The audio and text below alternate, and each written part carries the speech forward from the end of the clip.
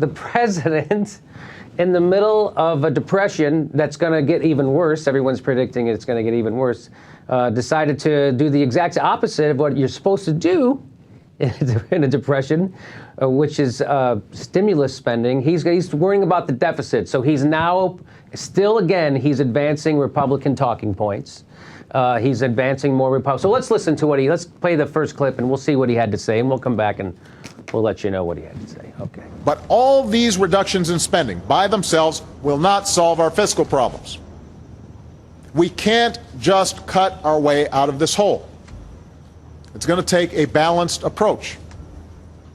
If we're going to make spending cuts, many of which we wouldn't make if we weren't facing such large budget deficits, then it's only right that we ask everyone to pay their fair share. And that's why this plan eliminates tax loopholes that primarily go to the wealthiest taxpayers and biggest corporations. Tax breaks that small businesses and middle-class families don't get.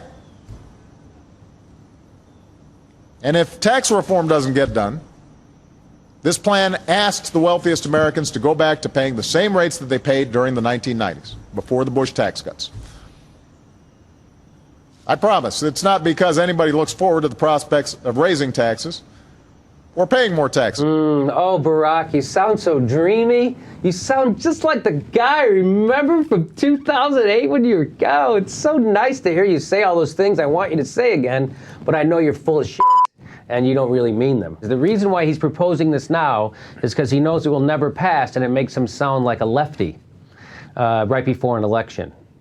Just like all the stuff he said about how he's going to put on a comfortable shoe and walk with the unions, and so it's all, again, this is just posturing by Barack Obama. He doesn't mean any of it. What I think is interesting is the reaction, like in the news media about it, by saying, oh, he's going to raise taxes by $3 trillion, and he's not. And he's not even raising taxes that much. I mean, if you look at this, it's $1.5 trillion in tax increases out of the $3 trillion. The rest is cuts, $1 trillion of which is Afghanistan, which I think is a smart thing to cut. But it's not going to fix the economy, and it's not going to get people back to work. I think it's just posturing. I think he knows it's not going to, he'll never get these. Oh, he'll never get it passed by this Congress. He couldn't raise the taxes, repeal the Bush tax cuts when he had control of Congress. He's certainly not going to do it now. When he had everything. Yeah, so. Of course, he also didn't try. No, right. When he had everything. Right. But now that he can't get it done, he's willing to put it on the table. And now he's going to pretend try.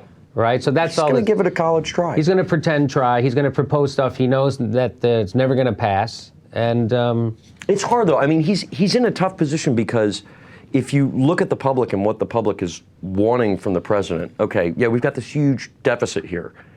It's kind of, but not really related to the economy.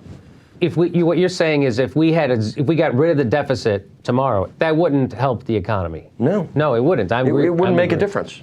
It wouldn't make a difference. Well, that's my point originally is like he's out there doing the exact opposite. It's like when you say he's in a tough spot, he's in a tough spot because that he put himself in. I mean, yes, because he wants to advance Republican ideas, and he knows that the Republican ideas don't really work to create jobs, right? They have the exact opposite. Like when you cut the deficit right now, it will actually create more joblessness, right? Instead of... Absolutely it will. So that's the tough spot he's in. It's like, how do I keep being a Republican yet help the economy?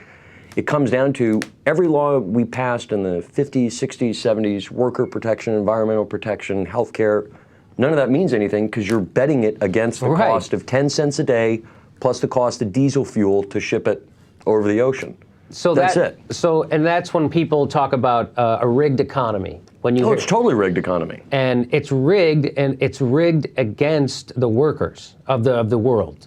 Well, at least the workers of the United States. Right. That's right. And it's also rigged against the workers, like say in other places, because when they take a job from the United States and send it there, they're being actually exploited. They're not because they don't have. They're happy to be exploited because there's no other jobs. But it's also it all moves under this idea that somehow we live in a free market society here, and we don't. I mean, anybody who knows anything about the government realizes that what the government is responsible for is regulating trade within the United States. You've had 40 or 50 years of people with a lot of money setting the rules to get us into this position that we're at right now. Right. And you can't somehow fix the economy without changing a lot of those rules. And they don't really address them. Right. So when someone says we have a free market, what they mean is we have the people with the most money are free to influence the rule makers that set the rules for the market, which makes it rigged against you, the worker. Absolutely.